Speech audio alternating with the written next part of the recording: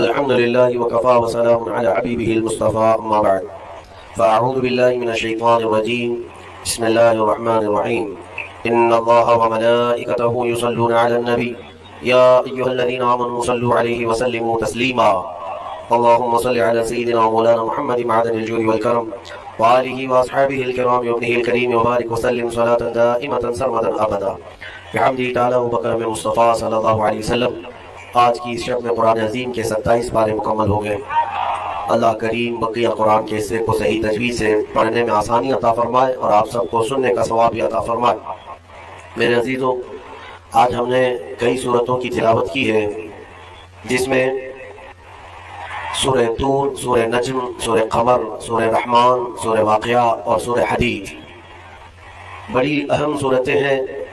ہر ایک کی اپنی فضیلت ہے، اور ان میں سورہ رحمان کو زینت القرآن کہا گیا ہے. پورے قرآن کی یہ زینت ہے. تمام صورتوں میں اس سورے کی جو زینت ہے وہ اپنی جگہ پر ہے. اس میں اللہ عز و جل نے اپنے بندوں سے مخاطب بار بار ارشاد فرمایا فَبِأَيِّ آلَاءِ رَبِّكُمَا تُكَذِّبَانِ.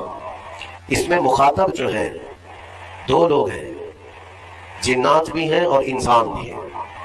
دونوں کو خطاب کیا جا رہا ہے کہ اے جنات اور اے انسانوں، تم اپنے رب کی کون کون سی نعمتوں کو جھٹلاؤ گے.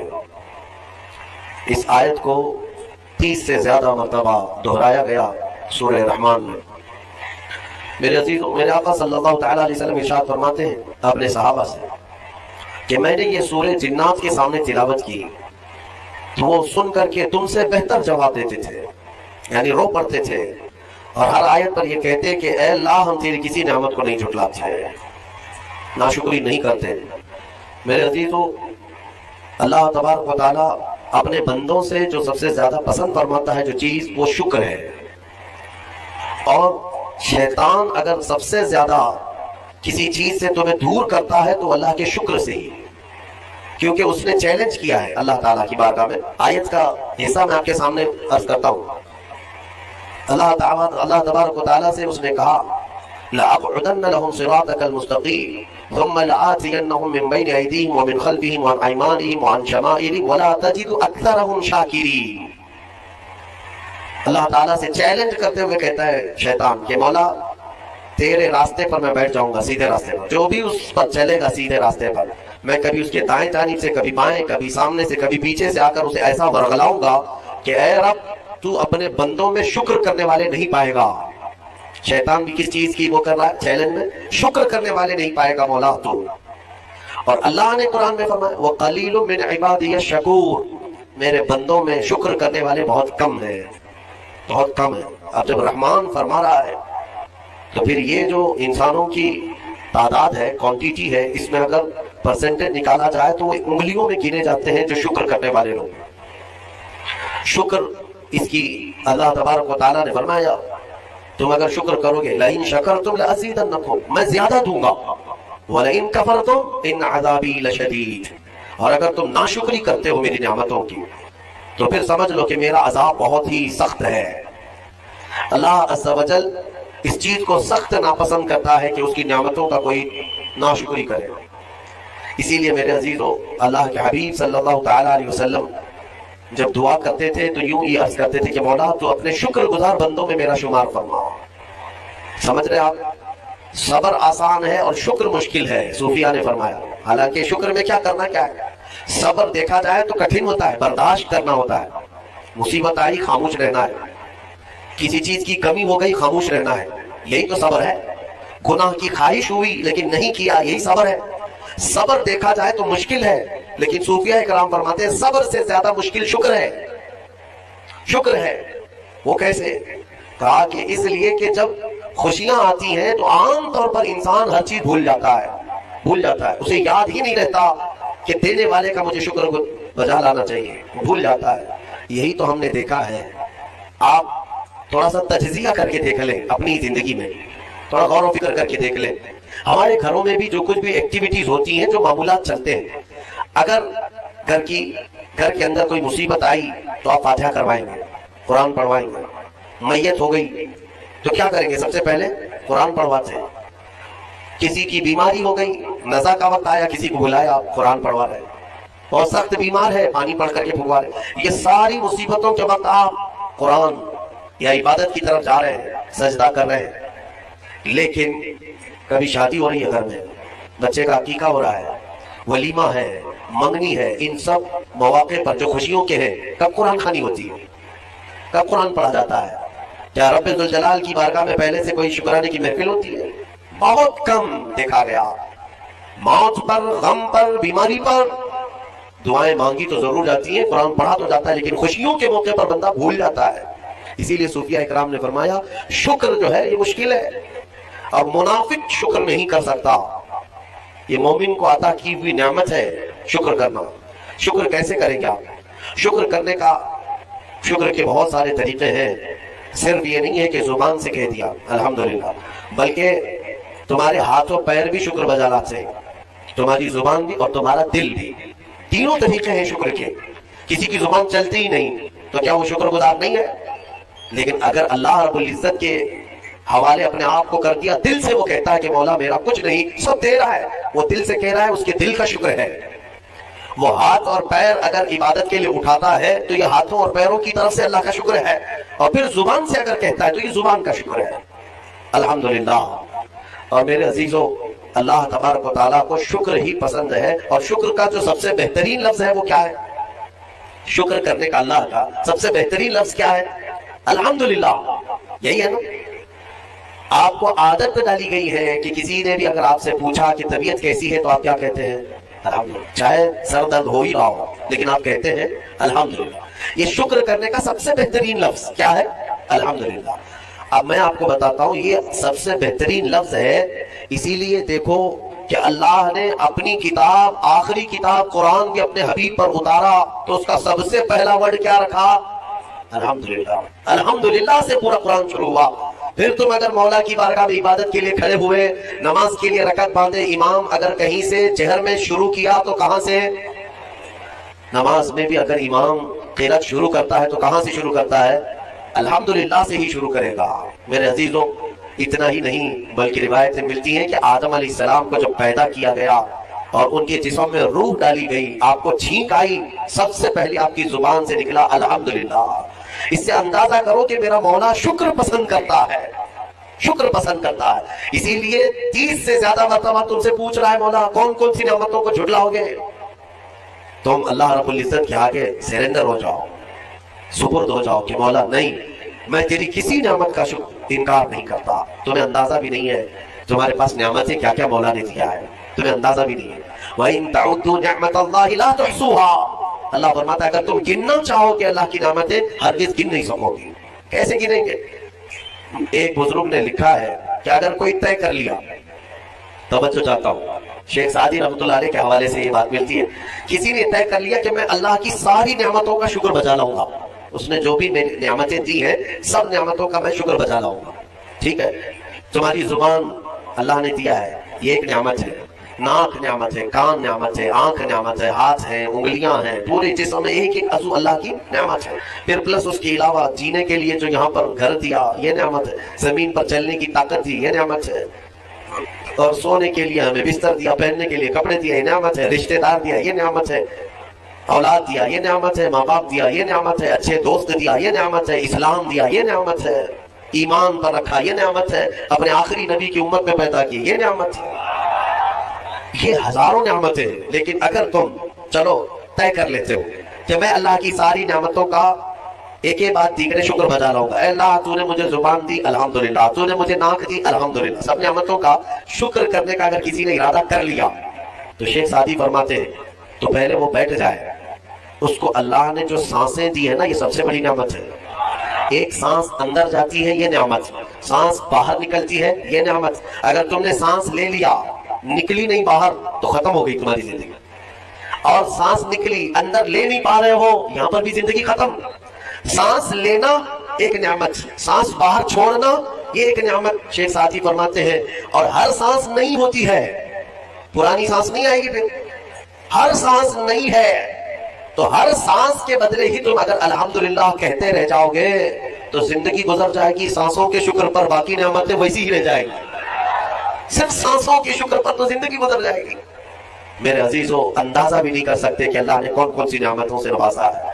تمہیں پتا ہے، میں ایک مرتبہ اس چیز کو بھی پڑھا تھا کہ اگر تمہیں سانس خرید کر کے لینا پڑ جائے، ہاسپٹل میں جا کر کے دیکھو آکسیجن کا ایک سلنڈر جو کبھی مریضوں کو لگایا جاتا ہے کتنی قیمت کا ہوتا ہے. دن بھر میں وہ کتنے سلنڈر سانس کھینچتا ہے. اس اعتبار سے اگر تمہاری زندگی 60 سال کی ہوئی اور 60 سال تمہیں آکسیجن خرید کر کے لینا پڑا تو تقریباً اس کی قیمت جو ہے کئی 100 کروڑ میں چلی جاتی ہے. ایک اندازے کے مطابق 50 سے 60 کروڑ کا آکسیجن تمہیں لگ جاتا ہے. تو کیا یہ ہر آدمی کیپیبل ہے اپنی سانسوں کو پیسے سے خرید سکے گا؟ اور رب ذوالجلال نے تمہارے لیے اتنی آسانیاں کی ہیں کہ سانس ایسا نہیں ہے کہ فلاں شہر میں ملتی ہے جا کر کے لائیں اور پھر کھینچے. تم جہاں ہو تمہاری ناک کے قریب ہوائیں کیا ہے. اس رب قدیر نے اتنی بڑی نعمتوں سے تمہیں نوازا، تمہیں اندازہ بھی نہیں ہے. اور اسی لیے رب تعالیٰ فرماتا ہے فَبِأَيِّ آلَاءِ رَبِّكُمَا تُكَذِّبَانِ، تم میری کون کون سی نعمتوں کو جھٹلاؤ. حاتم اصم ایک بزرگ ہے، حضرت حاتم خلیفہ ہارون رشید کے زمانے کے. خلیفہ ہارون رشید کے زمانے میں بادشاہ نے ایک مرتبہ ان کو طلب کیا اور پوچھا کہ کچھ نصیحت کیجیے آپ مجھے. وہ اکثر بڑے بڑے علماء کو دربار میں بلاتا اور نصیحت حاصل کرتا. حضرت حاتم اصم رضی اللہ تعالیٰ عنہ نے بادشاہ سے ایک سوال کیا کہ ہارون، اگر تمہارے ساتھ ایسا ہو جائے زندگی میں اور پیاس کی شدت ایسی ہے کہ تم بلک رہے ہو، اگر تم کو کوئی ایک گلاس پانی دینا چاہے اور وہ پیسوں میں دینا چاہے اور اس آدمی کے علاوہ کسی کے پاس پانی نہیں ہے، تم ایسی جگہ پر پہنچ گئے ہو جنگل میں یا صحرا میں، تو تم اس کو کتنے پیسے دے کر خرید سکتے ہو؟ ایک گلاس پانی وہ بہت بڑی قیمت لگا رہا ہے، تم کو اگر بہت شدت کی ضرورت ہے تو تم کتنا مال دے کر کے خریدو گے؟ خلیفہ ہارون رشید نے کہا میں اپنی آدھی سلطنت بھی دینے کو تیار ہو جاؤں گا ایک گلاس پانی، کیونکہ ضرورت ہے انسان کی، جان بچانا ہے. تو حاتم اصم نے کہا ٹھیک ہے، تمہیں پانی تو مل گیا. کبھی ایسا ہوا تمہاری زندگی میں تم نے پانی تو پی لیا، پیٹ بھر کر پی لیا، پیٹ بھر کر کے، لیکن پانی اب نکلتا نہیں ہے، باہر نہیں نکلتا پانی، کوئی صورت ہی نہیں ہے کہ تمہارا پانی باہر آئے، پیشاب بند ہو چکا ہے. کوئی ایک حکیم ایسا ہے جو تم سے یہ کہے کہ میں تیرے پیٹ کا پانی باہر نکال دوں گا تو تو اسے کتنی قیمت دے گا؟ ہارون رشید نے کہا اس کو بھی میں اپنی آدھی سلطنت دے دوں گا، میرا پانی نکال دے. تو حضرت حاتم اصم نے فرمایا ہارون، تیری پوری سلطنت کی قیمت ایک گلاس پانی کے برابر ہے. اگر نہ ملے تو آدھی سلطنت اور مل جائے نکالنے کے لیے آدھی سلطنت، تو سوچ وہ رب ذوالجلال بغیر کسی قیمت کے روز تجھے پلاتا بھی ہے اور روز تیرے سے نکالتا بھی ہے. کتنی بڑی نعمت ہے تیرے لیے. میرے عزیزوں، میں آپ کو ایک چیز بتاتا ہوں، میرے آقا صلی اللہ تعالیٰ علیہ وسلم نے اپنی امت کو سب سے زیادہ اگر دعائیں سکھائی ہیں تو شکر کی دعائیں. شکر کی دعائیں تلاش کر لینا، یہ میرے مطالعے کے اعتبار سے میں آپ کو بتا رہا ہوں. آپ روزمرہ کی زندگی میں جو چیز بھی کرتے ہیں اس میں اللہ کا شکر ہے. میرے آقا نے سکھایا، آپ کھانا کھانے کے لیے بیٹھ رہے بسم اللہ پڑھ کر کے شروع کیے، کھانا ختم ہونے کے بعد میرے آقا نے سکھایا ہے الحمدللہ الذی اطعمنا وسقانا وکفانا وجعلنا من المسلمین. کیا ہے؟ تمام تعریفیں اس اللہ کے لیے، شکر ہے اس مولا کا جس نے ہمیں کھلایا پلایا اور ہمیں ہدایت دیا اور مسلمان بنایا. کھانے کے بعد بھی میرے آقا نے یہی سکھایا، کھانے کے بعد تمہیں کرنا کیا ہے؟ یہی ہے. اچھا، اور نیند لگ رہی ہے، سونے کے وقت کہا بسم اللہ پڑھ کر کے سو جاؤ، لیکن سو کر کے اٹھتے ہو اگر نیند کھلتی ہے تو میرے آقا فرماتے ہیں یہ پڑھو الحمدللہ الذی احیانا بعد ما اماتنا. الحمد سے ہی شروع ہے. تمام تعریفیں اس اللہ کے لیے جس نے ایک موت کے بعد مجھے دوبارہ اٹھایا ہے. ہاں، کیا سمجھتے ہیں؟ نیند جو ہے موت کی بہن ہے. اگر کوئی سویا مولا چاہے تو اس کی آخری نیند ہو سکتی ہے. بہت سارے ایسے ہیں جو سوئے اور پھر اٹھ ہی نہیں سکے. نیند کی حالت ایسی ہوتی ہے کہ وہ آدھی موت کے برابر ہے، اس کو خبر نہیں ہوتی، اسی میں وہ چلا بھی جا سکتا ہے. اور پھر جب تمہیں بیدار کرتا ہے مولا تو یہ نعمت ہے، بہت بڑی نعمت ہے کہ تمہیں موت کے منہ میں لے جا کر واپس لے آیا. جب بھی تم اٹھتے ہو میرے آقا نے فرمایا شکر بجا لاؤ. شکر ہے اس اللہ کا، تمام تعریفیں اس اللہ کی. بعد ما اماتنا احیانا بعد ما اماتنا، ہمیں موت دینے کے بعد دوبارہ اٹھایا ہے، اس اللہ کا شکر ہے. سو کے اٹھو تو الحمدللہ. اتنا ہی نہیں میرے عزیز، میرے آقا صلی اللہ تعالیٰ علیہ وسلم فرماتے ہیں کپڑا اگر پہن لیا تو بھی پڑھو، الحمدللہ الذی کسانی ھذا، تمام تعریفیں اس اللہ کے لیے جس نے مجھے یہ جوڑا پہنایا. ہاں ورنہ اگر مولا تعالیٰ نہ چاہے تو کسی جسم پر کپڑا بھی نہیں آئے گا. وہ روز تمہیں پہناتا ہے، تمہارے سطر کو چھپاتا ہے. اتنا ہی نہیں، میں آپ کو بتاؤں استنجا کے لیے بھی جاتے ہو، پیشاب کے لیے فرمایا گیا کہ بسم اللہ پڑھ کر کے تو جانا ہے اور اللہ کی پناہ مانگ کر کے جاؤ، بسم اللہ اللہم انی اعوذ بک من الخبث والخبائث. لیکن جب تم استنجا کر کے باہر آتے ہو تو حضور نے فرمایا پھر یہ کہو الحمدللہ الذی اذھب عنی الاذی وعافانی. وہاں بھی شکر ہے. کس بات کا شکر ہے؟ تمام تعریفیں اس اللہ کی، اس کا شکر ہے جس نے اذیت دینے والی، تکلیف دینے والی چیز کو میرے جسم سے دور کیا. تمہیں اندازہ ہے زہر ہے جو اندر استنجا جمع ہو جائے. آسانی سے آج پیشاب کر لیتے ہو، آسانی سے آج تم حاجت کر لیتے ہو، پخانہ ہو جاتا ہے، تو اس کو یوں مت سمجھ لینا کہ تمہارا کمال ہے. یہ رب تعالیٰ کی ہزار نعمتوں میں سے ایک نعمت ہے. اگر پیشاب تمہارا رک گیا، کتنی کام کرنا چھوڑ دیتی ہے. آج جاؤ ہاسپٹلوں میں دیکھو ڈائلیسس کی مشینوں پر کتنے مریض سوئے ہوئے. تمہیں پتا ہے پیشاب اگر نہیں نکلتا تو آج کے زمانے میں نیا ایک علاج ہے. ڈاکٹرز کیا کرتے ہیں کہ پانی جو ہے یہ پیشاب پورا خون میں مل جاتا ہے اور زہر بنتا ہے جسم میں. اگر ایک دن پیشاب نہیں ہوا تو پانی تمہارا جسم میں بھر جائے گا. اسی کو کریٹینین کا لیول بڑھنا کہتے ہیں. زہر بھر جاتا ہے. اب اس کو نکالیں کیسے؟ باہر آتا نہیں. ڈاکٹر اس کے لیے ڈائلیسس کی مشین پر اس کو لٹاتے کیا کرتے ہیں، بڑی موٹی 2 سوئیاں یہاں حلق میں ڈالتے ہیں گردن کے پاس، یا پھر ہاتھ سے ایک پائپ جسم کا پورا خون نکالتا ہے اور مشین میں ڈالتا ہے، اور مشین فلٹر کرتی ہے. دوسرے پائپ سے فلٹر کیا ہوا خون اندر جاتا ہے اور جو پانی ہے وہ مشین نکال کر کے باہر ایک ڈبے میں پھینکتی رہتی ہے. میرے عزیزوں، میں نے اپنی آنکھوں سے دیکھا ہے ایک بار ڈائلیسس کرنے کے لیے 4 گھنٹے لگتے ہیں. 4 گھنٹے لگتے ہیں. اور کئی مریض ایسے ہیں جن کو ہفتے میں 3 مرتبہ یہ کرنا پڑتا ہے، اور ڈاکٹر ان کو ایک بوتل پانی دیتا ہے. لمیٹڈ پانی پینا، پورے 2 دن میں 1 لیٹر سے زیادہ پانی مت پیو. اللہ چاہ کر کے وہ پانی نہیں پی پاتے ہیں، چمچ سے پانی پیتے ہیں، ڈھکن سے پانی پیتے ہیں. کہ زیادہ ہو گیا تو جسم میں نکلنے کی جگہ نہیں ہے. خیر یہ تو ڈاکٹرز نے پیشاب نکالنے کے طریقے کو اپنا لیے میرے عزیزوں، لیکن اگر پخانہ نہیں نکلا تو اب تک اس کے علاج بھی نہیں ملتے. کھا لیا اگر یہ غلاظت نہیں نکل پائی تمہارے اندر تو پورے جسم میں یہ زہر بن کر کے پھیل جائے گا، موت کا سبب بن جاتا ہے. جب ہم بیت الخلاء میں جاتے ہیں اور پیشاب پخانہ کر کے نکلتے ہیں تو تمہیں کیا لگتا ہے؟ میرے عزیزوں یہ اللہ کی ہزارہ نعمتوں میں سے ایک نعمت ہے کہ اذیت دینے والی چیز کو اس نے ہمارے جسم سے ہٹایا ہے. اسی لیے مولانا فرماتا ہے فَبِأَيِّ آلَاءِ رَبِّكُمَا تُكَذِّبَانِ، تم میری کون سی نعمتوں کو جھٹلاؤ گے. اچھا یہ تو نکلنے والی بات میں نے کیا نا، نکلنے والی بات. لیکن تمہیں پتا ہے تمہیں اگر کھانے کے لیے بھوک نہ لگے تو کچھ نہیں کر سکو گے. کھانے کی خواہش ہونا یہ اللہ کی نعمت ہے، بھوک لگنا یہ اللہ کی نعمت ہے. اچھا یہ بھی میں آپ کو بتا دوں، بھوک لگتی نہیں ہے کسی کو تو یہ مصیبت ہے. کھا ہی نہیں سکتا بغیر بھوک کے، وہ اندر لے بھی نہیں سکتا لقمہ. یہ رب تبارک و تعالیٰ کی طرف سے نظام رکھا گیا ہے. وہ بھوک لگتی ہے وہ کھاتا ہے. اور ایک بات میں بتا دوں، ایک بڑی بیماری ہے دنیا کی، بھوک تو بہت لگتی ہے، آدمی کھائے جاتا ہے لیکن پیٹ بھرتا نہیں، سیرابی نہیں ہوتی، شکم سیر نہیں ہوتا. یہ بیماری حیضے کی بیماری. اس بیماری میں حجاج بن یوسف مر گیا. ہاں بڑا گورنر تھا. جانتے بھوک اتنی لگتی تھی اس کو کہ ایک مرتبہ ایک گائے پوری ذبح کر کے بھون کر کے اس کو کھلائی گئی، پیٹ نہیں بھرا. خواہش ابھی بھی باقی، بھوک ابھی بھی ہے، اور کچھ کھلا دو اور کچھ کھلا دو. اس کو پھر انڈے کھلائے گئے، مرغیاں کھلائی گئی. اتنا کھلایا گیا کہ پیٹ پھٹ گیا، زہریلا ہو گیا. آپ کو کیا بولے، پیٹ 4 لقمے کھانے کے بعد، کسی کو 10 لقمے کھانے کے بعد ایسا لگتا ہے نا پیٹ بھر گیا. الحمدللہ پیٹ بھر گیا.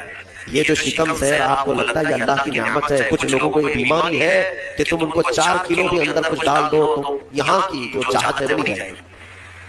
ہاں خواہش نہیں ختم ہوگی. اسی طرح پیاس لگنا اللہ کی نعمت ہے، اور پیاس کا بجھ جانا یہ بھی نعمت ہے. سکرات کے وقت میں فرمایا گیا اگر ایک ندی پانی بھی اس کو پلایا جائے تو یہ حلق نہیں سوکھے گا. پیاس باقی ہے، اور پانی اور پانی اور پانی. تم اندازہ کر سکتے ہو ایک گلاس پانی پینے کے بعد اگر ٹھنڈک لگی، ہاں پیٹ بھر گیا، پیاس بجھ گئی، نعمت ہے اللہ کی یہ۔ اور ایک بیماری یہ ہے کہ اس کے اندر ایک بالٹی پانی بھی ڈال دیا جائے تو حلق نہیں سوکھتا، پیاس بجھتی نہیں ہے، پھر زبان چپکنے لگتی ہے، حلق سوکھنے لگتا ہے، یہ بیماری ہے۔ میرے عزیزوں، میں تو صرف تمہارے جسم کی نعمتیں گنا رہا ہوں، تمہیں اندازہ بھی نہیں ہے۔ ابھی چند دنوں قبل میں نے اپنے بچوں کے سامنے بھی ایک بات عرض کیا تھا، میں 1-2 سال قبل شاید ایک مطالعے میں تھا، کسی چیز کی اسٹڈی میں ایک نئی چیز میرے مطالعے پہ آئی تھی۔ ایک صاحب کئی دنوں سے وہ بیمار رہتے تھے، ان کو ہوتا کیا تھا، چلتے تھے تو اچانک ٹیڑھے ہو جائے اور ایسا لگے کہ دیوار گر گئی، روڈ پہ چلے تو ایسا لگے کہ یہ گاڑی میرے اوپر گر گئی۔ ہاں یہ بیماری ہے۔ آپ وہ زمین پر کھڑے ہوتے ہیں، 2 پیروں سے کھڑے ہوتے ہیں نا، بیلنس کیسے رہتا ہے تمہارا؟ چاہے موٹے ہو تگڑے ہو لیکن سیدھے تو کھڑے رہتے ہو، اور چلتے ہو تو کیا ایک طرف جھک جھک کے چلتے ہو، کبھی ادھر کبھی ادھر نہیں، ہوائیں چاہے جتنی بھی آئیں آپ سیدھے چلتے ہیں۔ یہ کون ہے جو تمہارے بیلنس کو مینٹین کیا ہوا ہے؟ صرف 2 ٹانگوں پر تمہارے پورے وزن کو کس نے قائم رکھا ہے؟ اگر تجربہ کرنا ہے تو مٹی کا ایک پتلا اس طرح سے چلا کر کے دکھاؤ، 2 ٹانگوں پر چلا کر کے دکھاؤ، بیلنس کون رکھے گا؟ ارے پتلے بھی اگر بنا کر کے کھڑا کرتے ہیں کہیں اسٹیچو تو انہیں کاٹ دیتے ہیں، کھڑا نہیں کر پائیں گے۔ اتنا تمہاری وزن کے بعد 80 کلو کا ایک پتلا بناؤ مٹی کا اور اس کو صرف پیروں پہ کھڑا کر کے دکھاؤ، نہیں کھڑا ہوگا، ہوا نہیں گر جائے گا۔ تمہیں ہوا کیوں نہیں گراتی؟ کون ہے جو تمہیں برقرار رکھا ہوا ہے؟ آپ کو میں بتاؤں، حیرت ہوگی آپ کہ کون سی چیز مینٹین کرتی ہے، پتا ہے آپ کو کون سی چیز تمہارے جسم کے اندر؟ نہ تمہارے ہاتھ نہ تمہارے پیر۔ اللہ اکبر، اللہ کی نعمتوں پر قربان جاؤ۔ ایک صاحب انہوں نے مجھ سے ملاقات کی تھی اور اپنی بیماری بتائی تھی کہ ایسا لگتا ہے، تعویذ بھی کرایا ہے، دعا بھی کرایا ہے، وظیفے بھی کروائے، بہت سارے۔ ایک ماہر دانشور تھے، انہوں نے مجھ سے کہا کہ مولانا مسئلہ یہ ہے کہ ہمارے دونوں کانوں کے بیچ میں ایک چھوٹا سا پارا، ایک قطرہ ہوتا ہے پارے کا، لکوڈ پارا دیکھیں آپ بی پی چیک کرنے کے وقت جو چڑھتا اترتا ہے مشینوں میں، اس طرح کا ایک ہلکا سا ایک لکوڈ قطرہ ہمارے دونوں کانوں کے برابر بیچوں بیچ ہوتا ہے، اور وہ قطرہ ہے جو پورے بیلنس کو مینٹین کرتا ہے۔ وہ ایک قطرہ ہے، اگر اس قطرے کے اندر ذرا برابر بھی ادھر ادھر ہوا، وہ ایک طرف ہو گیا تو آدمی یوں چلنے لگ جائے گا، اگر وہ اس طرف ہو گیا قطرہ تو پھر آدمی اس طرف جھک جائے گا، اور یہ جلدی ہوتا نہیں ہے۔ وہ اتنا مضبوطی کے ساتھ پورے انسانوں کے جسموں کو سنبھالے رکھتا ہے۔ میرے عزیزوں، پھر میں پوچھتا ہوں فَبِأَيِّ آلَاءِ رَبِّكُمَا تُكَذِّبَانِ، تم اپنے رب کی کون کون سی نعمتوں کو جھٹلاؤ؟ اور ایک بات عجیب چیزیں میں نے دیکھی، کبھی ہم غور نہیں کرتے نا اپنے جسم میں، اور اسی لیے میرا رحمان فرماتا ہے وَفِي أَنفُسِكُمْ أَفَلَا تُبْصِرُونَ، تمہاری ذات میں میری نشانیاں ہیں، تم دیکھتے نہیں؟ اللہ پوچھ رہا ہے تمہاری اپنی ذات میں میری نشانیاں ہیں۔ محبوب الہی نظام الدین اولیاء رحمۃ اللہ تعالیٰ نے فرمایا اللہ تبارک و تعالیٰ تک اگر پہنچنا چاہے بندہ تو صرف اس کی نسیں جو ہے اس کی رگیں یہی کافی ہیں اس کے لیے۔ ہاں میرے عزیزوں، آج بھی ڈاکٹر سے کہتے ہیں کہ تمہارے جسم کے اندر کی نسیں اگر کھول کر کے پھیلا دی جائیں تو 10,000 کلومیٹر تک پھیل جائیں گے، یعنی تقریباً دنیا گھومنے کے برابر۔ اتنی نسیں تمہارے جسم کے اندر ہیں کہ اگر ان کو کھول کر کے پھیلا دیا جائے تو اتنی لمبی، کون ہے جو یہ سارا مینٹین کیا ہوا ہے؟ اور ہر نس میں وہ خون کو دوڑاتا ہے اور پھر واپس پہنچاتا ہے دل تک۔ ایک چیز میں جو کہہ رہا تھا وہ یہ ہے، عجیب سی چیز ہے۔ ایک صاحب نے فرمایا کہ ایک بیماری ہے کہ یہ ایک صاحب ہے کہ ان کی آنکھوں کی پلک بند ہی نہیں ہوتی، اس پر تحقیق کی گئی۔ میرے عزیزوں، کتنی چھوٹی چیز لگتی ہے، آپ پلکیں جھپکاتے ہیں نا، آپ کے اختیار میں نہیں، وہ بہت ہلکی سی ہے، یوں کیا بند ہوئی، یوں کیا کھول گئی، آنکھیں بند ہو رہی کھل رہی۔ آپ کو پتا ہے اس کے اندر کیا چیز ہے؟ کہا کہ ایک بہت ہلکا سپرنگ ہے ان پلکوں کے اوپر، باقی سب جگہ اس طرح اپنے آپ نہیں ہوتے ہیں کہ خود سے جو ہے بند ہو رہی ہو کھل رہے ہو۔ کان کا اس طرح کرتا ہے ہمارا، اٹھ گئے اپنے آپ، بیٹھ گئے اپنے آپ۔ یہ ہلکی سی پلکوں کی جو چمڑی ہے نیچے آتی اوپر جاتی، نیچے آتی اوپر جاتی، کیا چیز ہے؟ تو ایک صاحب نے ہمیں بتایا کہ بہت ہلکا سپرنگ ہوتا ہے، اگر وہ سپرنگ ختم ہوا کسی کا تو بلڈوزر سے کھینچ کر کے بند نہیں کر سکو گے ان پلکوں کی چھوٹی سی چمڑی۔ کھینچ کر کے بند نہیں کر سکو گے، وہ بند نہیں ہوگی۔ اسی لیے مردوں کو دیکھو، اگر کسی کی آنکھیں بند نہیں کیا آپ نے موت کے بعد، وہ کھلی رہ گئی، تو پھر آپ گھنٹوں کھینچ کھینچ کے اس کی آنکھ بند کرو، بند نہیں ہوگی، نہیں ہوگی، کیونکہ موت کے بعد یہ سارا حصہ ختم ہو گیا۔ اور مرے ہوئے آدمی کو آنکھیں بند ہے اس کی، آپ نے بند کیا، پھر اس کے 1-2 گھنٹے کے بعد اس کی پلکیں اٹھا کر کے دکھا دو، کھول کر کے دکھا دو اس کی آنکھیں۔ سارے لوگ مل کر کے بھی اس کی آنکھوں کی پلکوں کو کھول نہیں سکتے۔ میرے عزیزو، ہے تو بہت ہلکی سی چیز، لیکن تمہیں پتہ ہے اس کی معنویت کتنی ہے، اس کی معنویت کتنی ہے۔ یہ بات میں کیوں کہہ رہا ہوں؟ ایک صاحب کو یہ بیماری کی وجہ سے، اس بیماری کی وجہ سے وہ پاگل ہو گئے۔ کیا بیماری تھی کہ پلک جھپک نہیں رہی، بند نہیں ہو رہی، اور بند نہیں ہو رہی ہے تو نیند نہیں آتی۔ جیسے نیند آئے گی تو آنکھوں کا آٹومیٹک بند ہونا ہے، اور آنکھ بند نہیں ہو رہی تو سوئے گا کیسے؟ اور نہ سونے کی وجہ سے وہ مینٹلی ختم ہو گیا، پاگل ہو گیا، اور اب تو شاید مر بھی گیا ہوگا۔ یہ کافی 2-3 سال پہلے کی بات ہے، ہم اندازہ بھی نہیں کرتے تھے کتنی چھوٹی چھوٹی چیزیں ہیں۔ میرے عزیزو، ہمارے بال جو جسم میں ہے، ایک رواں بھی اس کا بال کا، یہ اللہ کی نعمت ہے۔ آپ دیکھیں ایک بال بھی نکل گیا تو پھوڑی آ جاتی ہے، اس کی قیمت بتانے کے لیے کہ یہ یوں ہی اللہ نے نہیں دیا تم کو، یوں ہی نہیں۔ ایک خاتون کو میں نے دیکھا تھا، چھوٹی سی لڑکی تھی، اس کے صرف یہ آنکھوں کے اوپر کی بھویں نہیں تھی اور بال کچھ بھی نہیں تھے، جس کی وجہ سے وہ اتنی ڈراؤنی لگتی تھی کہ بچے دیکھ کر کے بھاگ جاتے تھے، صرف یہ آنکھوں کے بال نہیں تھے، اور وہ چہرہ چھپائے رہتے۔ بہت بڑی ٹیلنٹڈ بچی، پڑھنے میں لکھنے میں ساری چیزوں میں بہت اچھی، لیکن اس کی وجہ سے وہ چہرہ چھپائی رہتی۔ اس دن مجھے محسوس ہوا کہ اگر ایک بھی چیز ہماری ادھر ادھر ہو جائے تو انسان کا سارا جمال ختم ہو جاتا ہے۔ اسی لیے میرے عزیزو، اللہ نے جو چیزیں تمہارے پاس آج دی ہیں، شکر بتا لاؤ، اللہ کا شکر بتا لاؤ۔ اور سورہ رحمان آج تم نے سنا ہے، بار بار مولا کی بارگاہ میں عرض کرو، مولا ہم تیری کسی نعمت کو نہیں جھٹلاتے، ہر نعمت پر تیرا شکر بتا لاتے ہیں۔ میں اپنی گفتگو کو سمیٹتے ہوئے آخر میں ایک حدیث سنا دیتا ہوں۔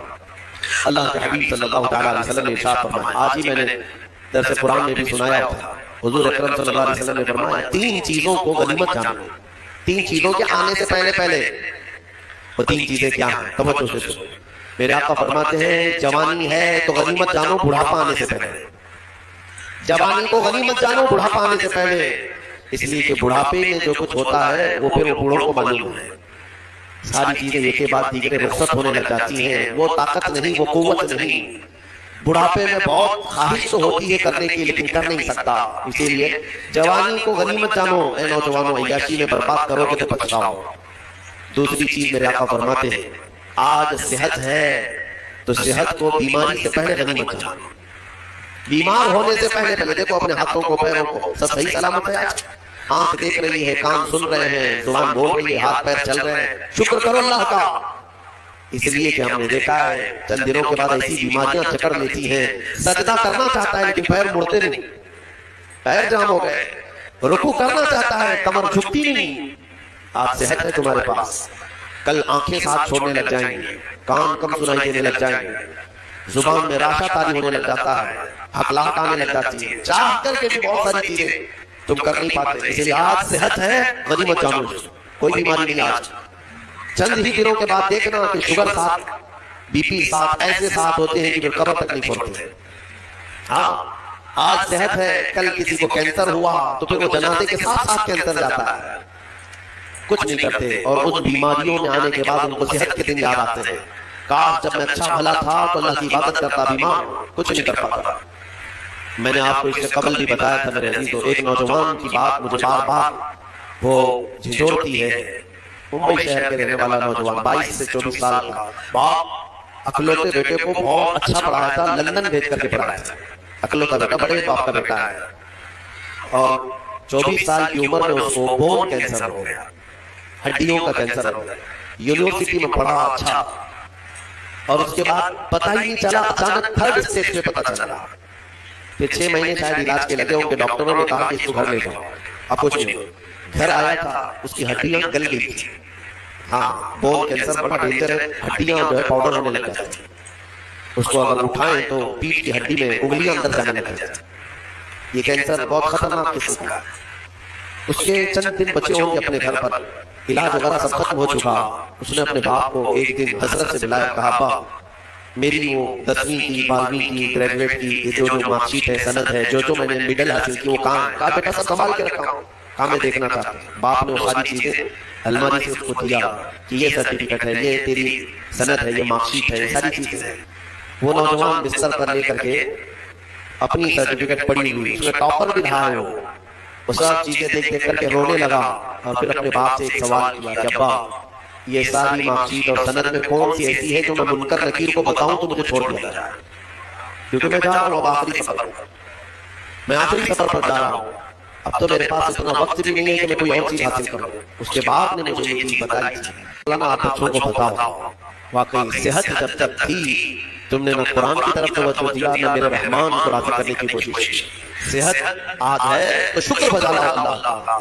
بیماری میں وہ مولا تمہارے ساتھ ہے دو چیزیں میں نے عرض کی ہے جوانی کو غنیمت جانو بڑھاپا آنے سے پہلے صحت کو غنیمت جانو بیمار ہونے سے پہلے اور سب سے بڑی چیز میرے آقا فرماتے ہیں زندگی کو غنیمت جانو موت آنے سے پہلے ہاں ٹھیک ہے بڑھاپے میں کچھ تو کر سکتے ہو بیماری میں کچھ تو کر سکتے ہو مرنے کے بعد کیا کر سکتے ہو تو اس لیے آج زندہ ہے اسی کو غنیمت جانو کہ اللہ ابھی تو بالکل موت نہیں آئی ابھی تمہارے پاس ٹائم باقی ہے سانسیں چل رہی وقت باقی صحت بھی ہے جوانی بھی ہے زندگی بھی ہے تو سب ہے تمہارے پاس پھر اللہ کی ناشکری کرنا میرے عزیزوں یہ سب سے بڑا گناہ ہے اسی لیے میرے آقا صلی اللہ علیہ وسلم نے فرمایا معراج کی رات میں نے جہنم میں سب سے زیادہ عورتوں کو دیکھا حضور سے پوچھا عورتوں نے کس وجہ سے حضور نے وجہ یہی بتائی ہن یکفرن العشیر وہ اپنے شوہروں کی ناشکری کرتی ناشکری کرتی ہے تب تو نے میرے ساتھ اچھا کیا یہ لفظ کہتی ہے جس کی وجہ سے مولا ان کو جہنم میں پہنچایا عورت اگر شوہر کی ناشکری کی وجہ سے جہنم میں ہے تو یہ بندے جو سیدھے رحمان کے ناشکرے ہیں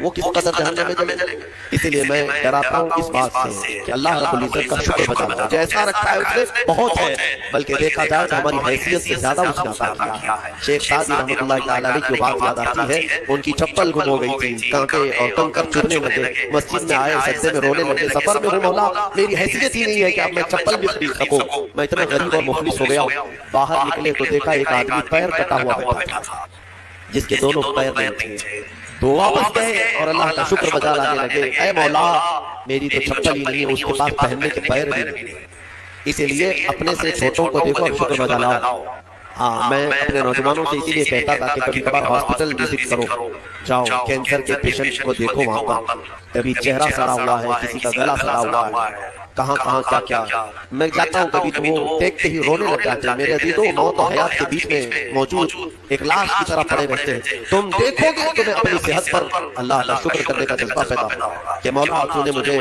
ان سب بیماریوں سے محفوظ رکھا ہے اسی لیے میرے آقا صلی اللہ تعالیٰ علیہ وسلم نے بیماروں کو دیکھ کر مصیبت زدہ کو دیکھ کر کے بھی جو دعا تعلیم دی وہ کیا ہے اللہ تعالیٰ نے اللہ کے حبیب نے یہی دعا سنائی الحمدللہ الذی فضلنا علی کثیر ممن خلق تفضیلا الحمدللہ الذی عافانی مما ابتلاک به وفضلنی علی کثیر ممن خلق تفضیلا اے مولا تیرا شکر ہے تو نے مجھے عافیت دی ہے جس میں تو اس کو مبتلا کر رکھا ہے اس سے تو مجھے بچا کر رکھا ہے اور سب پر تو نے اکثر بندوں پر تو نے مجھے فضیلت دی ہے مولا یہ تیرا شکر ہے اسی لیے میں کہوں گا فَبِأَيِّ آلَاءِ رَبِّكُمَا تُكَذِّبَانِ اے انسانوں اور جنات تم اپنے رب کی کون کون سی نعمتوں کو جھٹلاؤ گے اگر جھٹلاؤ گے تو پھر پکڑ ہوگی مولا کریم کی بارگاہ میں عرض کرو مولا ہماری ہر سانس کے بدلے تیرا کروڑ کروڑ شکر و احسان ہے اور سب سے بڑا تیرا انعام اور تیرا شکر یہ ہے کہ مولا ہمیں لائق نہ ہونے کے باوجود تو نے اپنے محبوب کی امت میں ہمیں پیدا کیا ایمان دیا اسلام دیا اور مولا تیرے دربار میں اتنی التجا ہے کہ اے کریم خدا